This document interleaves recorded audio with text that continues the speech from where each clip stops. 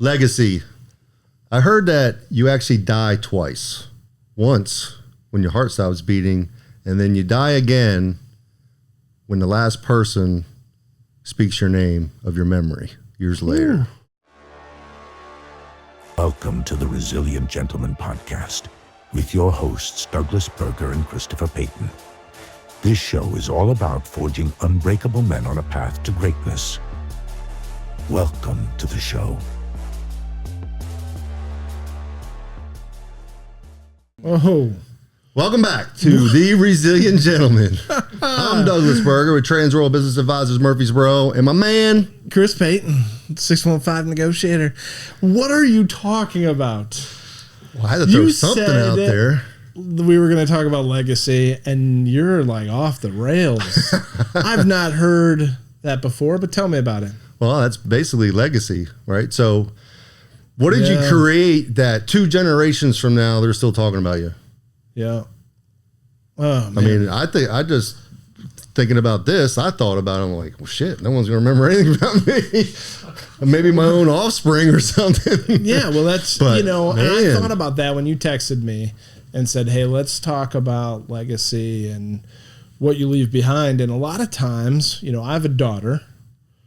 I have no sons, but can you leave a legacy with your daughter where, sure, your name isn't, I've got cousins that have the Peyton name and stuff like that. Yeah. But I mean, you know what I'm saying? Like, yep, where does my legacy go? And that's interesting the way that you say that. Like, are they saying your name or saying things that you did? Literally, one of the folks that we went to Italy with a couple weeks ago, they basically, they treated us to an amazing trip. Okay. that's cool. But he's been in the car business for most of all his life, right? And he buys and sells cars at a wholesale level. So that's unique fun to most consumers. They don't maybe not understand that, but basically he's behind the dealer scene, right? Okay. Well, anyway, he said he wants, and I told him I would continue this, call it rumor or whatever. He wants to be said of him the day he passes. John bought 2 cars yesterday. And that was something to that point where it's like, and I don't think just his legacy alone is that he was a car buyer, right? He's an amazing dude, and I think the world of him. And so long into his future, he will be talked about as his impact in not only the automotive space, but his family and all the things that he did. But I thought that was... Yeah. I think it's something we should definitely think about, because you're living, you're going through life, right? We're speeding through it at 55 miles an hour, or not me, probably 80, but still, and we got our blinders on doing it. I mean, do we really have an end goal? Are we really making that impact? And a legacy can also be defined in many aspects, like, say, for example, your kids. Right. Okay. And it just doesn't have to be money, right? It doesn't have to be, I left them millions of dollars or whatever. That's my legacy. But, what did I instill in them growing up? What examples did I give them? Was there something more to live by? But one other thing I was thinking about, besides the quote to lead us in here, was if you knew when you were going to die, or say you go to the doctor and then they say, okay, you have 3 months to live or 6 months to live. Yeah. And then at that moment, you're like, oh, shit, that's all I got left. Right. Now, what kind of regrets would you have at that point? So before you get to that point where you actually know when you pass or not knowing, man, maybe we should ask ourselves that. Have I done what I wanted to accomplish? And am I leaving a good enough or powerful enough legacy for my family, friends, colleagues, or whoever else that might be touched? Yeah. I think there's so many aspects, and there's several windows of, I don't know if the right word's subjectivity, but I think, you could leave a legacy in business. You could leave a legacy financially. You could leave a legacy educationally or whatever. And so there's people that could say your name in a lot of different contexts. Maybe that's you could be a great father. Right. Right. One of the things that I'm most proud of, and I think is a legacy, and is, my daughter is walking with the Lord, and she's baptized, and she goes to church every Wednesday. And there's days I'll walk into her room and she's doing Bible studies. And I'm like, what? Like, that in my mind is part of the legacy that I've created in her and continue to grow in her, and hopefully down the road, and her family. And how old is she? 16? She's 16. How many sleepless nights do you have having a daughter at 16? Oof, bro. I don't want to say how medicated I am to go to sleep, but magnesium. Dude, I think it helps. Yeah, exactly. A lot of magnesium, but how much it helps to have a kid who honors her parents. Man, that's awesome. And who respects the laws. We talked about last week freedoms and the laws but she really does have an appreciation and understanding. That's amazing, because think about how much that takes off your plate. Oh, compared me at 16, just completely different animal. Oh man, my mom didn't sleep. She probably still not sleeping. And Sabrina, I think she doesn't sleep for the both of us. I think there's nights where, Lex comes home at 10:30 and, I'm about to fall asleep, and I'm like, kiss. Thanks for letting me know you were home. Yeah, please. Thank you. But Sabrina would have been sat up until whenever. So anyhow, we go on into the context of legacy, and you're a business owner. You've owned several businesses. You have shown a lot of people the way. You talked about, and I don't know if you're attached to it or not, and if we asked them today, we talked about a few weeks ago how you regretted walking away from the painting company. Yeah. Your two employees have gone on to build painting empires, basically, right? Yeah. Do they mention Douglas Berger? Probably not.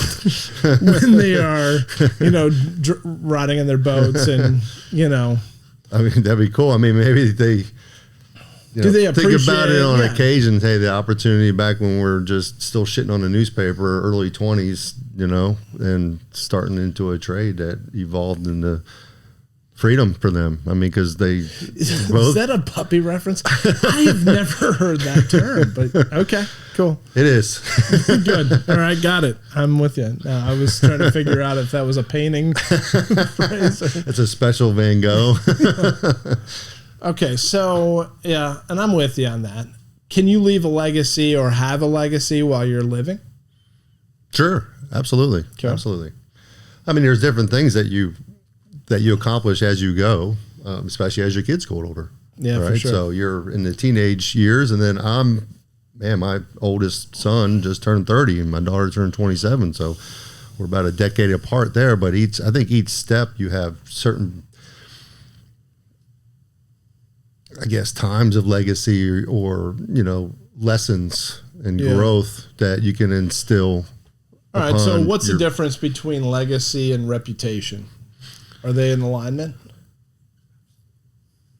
Yes. Yeah. So I think legacy might be more of a paramount, probably a bigger than the latter. Yeah. Right. Your reputation is extremely important as well, because that's actually going to affect your professionalism, especially in society or in the business world. Trust levels. If you have a bad reputation, things might be a little bit harder to accomplish. No doubt. Yeah. Right. Well, all right. So what areas can we establish a legacy in? I was mentioning a couple: business. Become rich and become a philanthropist. Yeah, right. So I love that idea. Just put your name on a building, but you need like $20 million to do it to give away. So so you make that sound pretty easy. You made that sound pretty easy, but yeah, that's so. All right, and we've done this several times. I don't want to go back to what we try to do, but there's someone sitting in their car or on the couch, listening to Douglas Berger talk about the legacy he wants to leave. So how about this? I don't know if I'm leaving a legacy. So at your funeral, what would you want people to think of you? Yeah, I think that takes a little bit of time to process, but for me, I think I want people to say, he did everything well, led a life that was honoring and glorifying of God. Not always, but he tried to correct mistakes and tried to better himself because, I believe that I'm not perfect. Yeah, but none of us are. I'm perfect by the grace of God, right? And through Jesus and what he did on the cross. So I look at that as my legacy. Or what would we want our kids to think of us when we pass, or our grandkids? That'll be really hard to exist without us around. I think that's if people can, I don't want people to be like that emotional sad, right? I don't want people to be I want to be a party. I want it to be a party. I want to celebrate, all that stuff. I want people to be that way but I want people to also think like, what are we going to do without him? Like that's powerful. Like he was part of everything. What do we do now without him? Yeah, and it goes you back are to John's, you are a bit of a control freak, so they might not know what to do. It goes back to that whole thing, and it might sound trivial, and it might sound like he's joking, but John's point I was mentioning earlier, like yesterday he bought 2 cars. Well, what do we do today? Who's buying our cars today? Like that impact that you have, and is that at the end of the day? And I think we're getting off on a pretty emotional, serious topic. But that's still pretty potent. I really like that train of thought because that's important. Because if you look into work life and then going back to freedom a little bit about you working for somebody, you're expendable. Oh, man, yeah. If you pass away or if you quit or you get fired, you will be replaced the next day, if not sooner, depending on your position. Yeah. Right? So how can we set ourselves to be different than that, to where we aren't replaceable? I mean, obviously, we being a parent to your specific kids or something, they can't really replace you. However, I think it needs to be even more than that. Yeah, well, there's that topic, and Sabrina and I probably don't ever talk about life after death. Yeah. Or, life after each other's or whatever, and you don't want to think about who goes first or anything like that. I think in some cases it's supposed to be us, our lifespan's shorter than women. Yeah, so they think that they're going to. Like you're not supposed to bury your own kids, even though it happens, which is absolutely horrible. Correct. But then you start to think about the things like, all right, would you date somebody else, or would you marry someone else, or all those things, and a lot of that's dependent on age, right, or situationally. Yeah, but it depends on the time afterwards too. I mean, I could never visualize myself with somebody else. Correct. And me and my wife, we do talk about it. We definitely want her to pass first. Okay, because it would be, and she'll admit it would be very, very hard on her. So I'm willing to take the bullet on that one because it would suck too losing her. I mean, don't get me wrong. I don't know if this is morbid or not talking to them like this, but however, I think that we're in that window, right? If I had the choice, I would have her go first, hopefully painlessly, right? Yeah. But just so she wouldn't have to deal with me leaving. Wow. Yeah. Now I will say, and so this is something that, this is a wild topic that we're already into, but so we had Sabrina's grandparents were, it was, in my opinion, was always about Ed's success, Poppy's success. Which is normal with the age. They retired and they sold their business and they, were living a good life and all that stuff. And then he got sick and over the course of a couple of years passed, right? Wow. But a couple, 3-4 years before that, she was struggling with what we thought was dementia, early onset dementia type symptoms or amnesia and just forgetfulness and all this stuff. Well, Ed was doing everything for her. Paid all the bills, made all the meals, cut up her bananas and fruit in the morning into a, artistic display, and had the paper and had everything ready for her every morning. That sounds like my grandparents. My grandfather did that to my Well, she's grandma. getting, now he passes. It's been Same. 3-4 years and she's thriving mentally, emotionally, all this stuff. Wow. And she wouldn't trade him being gone. Right. But however, physically and mentally, she's a completely different person. And she's grown because she's been forced to do the things that she was having done for her. That's a powerful example. You got to be engaged. You got to still stimulate yourself, physically, mentally. No, and he passed in his 80s. You know what I mean? So she's almost 90. Yeah. And living this life. So I say all that a lot of similarities with my grandparents. That's crazy. But how do we get to that point where I just said that? Like, what are we going to do without him? And that was kind of the idea with Pop. And I still talk about that. Like, what do we do? How are we having Christmas without him? Right. And that's a scary thought. Holidays? The older I get, I'm going to be 54 next month, and my wife's going to be 59. Do you have grandbabies Saturday? Yet? Not yet. They're coming. Probably the next couple of years they're gonna be popping out like flies. Probably. I bet you both kids are gonna have them at the same time, right? We're just gonna, and each of my kids are saying they want like 4 kids each. I'm like, you guys are insane, but it's your world. I'm just living in it. Have as many as you want. But the older we get, of course, more of that conversation and that thought comes up because I'm in the last quarter of this life. Well, yeah, I mean, possibly. I want to stretch it out as much as part. I mean, I just don't want to live to be older. I want to be agile and still able to live, not just breathing. Sure. So I don't want to be a demand or a detriment or anything on anybody else. So that's part of the physical fitness thing too. So I can be still active and can take care of myself and how long does it take to establish a legacy? Can you do it in an event? I mean, if you break a world record.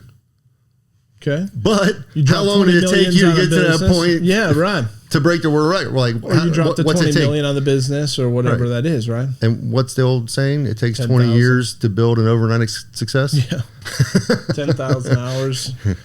All that stuff, right? Yeah. So what are ways, let's go back to the guy listening to this podcast, the folks listening to this podcast going, I don't know what my legacy is going to be. Yeah. There might be people thinking they don't want me here. They might. How do I change that? Mindset. You got to reflect. You always go to the word growth, but I mean, when you're green, you're growing. When you're ripe, you're rotten. Zig Ziglar, one of my favorites. So if I'm growing and I'm growing in business or I'm growing in, we've talked about our fathers. We talked about that a couple of weeks ago. Yep. Some of the things we learned from them. Are we doing the things that make us good fathers? Are we doing the things that make us? What if you're not a father? How are you leading or growing without being a father? Yeah. There's plenty of aspects. You make impacts in there. as a mentor. There's plenty of people that could use a father figure. Oh, sure. So if you're a male and you don't have your own kids, hey, that might be a heck of a way to volunteer. Yeah. This is a, spread the positive. Great way to start out. Term. Yeah. Spread your positive. Yeah. Getting on a podcast and sharing some of the things. One of my greatest regrets, and I asked him to do it, I didn't pull the trigger on the purchase, and it's probably my fault, but talking about Poppy, I wanted him to record some of the stories he had. Oh, wow. Yeah. And so that we could have done maybe a book or done something like that. And it's like, we're sitting here telling stories, talking about life, talking about business. And I don't know if we'll be on episode 16, 25, 257. Trent's going, I like 257. But next year, is this a legacy that we're leaving? Is this something that we're building? Is this something that we're growing? And who knows what that looks like. Yeah. But I do think the more follows and the more subscribes and all that stuff that we get and the more people that are consuming the content, it does produce a legacy like. Yep. And so if you are someone who is thinking to themselves, man, I know all this and I don't have the family or, whatever. And I want to share what I know. I mean, podcasting is a great way to do it. Yeah. You're recording, you're basically databasing your knowledge. Yep. And there's plenty of ways to give back. I mean, that's the ultimate motivation of why we're here. Yeah. Right. This is our way of kind of giving back to an extent. But yeah, there's tons of way to grow, community wise, helping other people. And then there's always internal self growth, personal growth, professional growth. There's always room for improvement. Yeah. So, I mean, the goal line always kind of changes, so to speak. But we talked about that we're not over the cliff in our 40s or 50s. We're not past the point of return. You got plenty of time. But you're getting to the point you better start speeding it up a little bit. Run and start working towards it. Because you're getting closer. Right. Yeah. Now, if we continue down that path,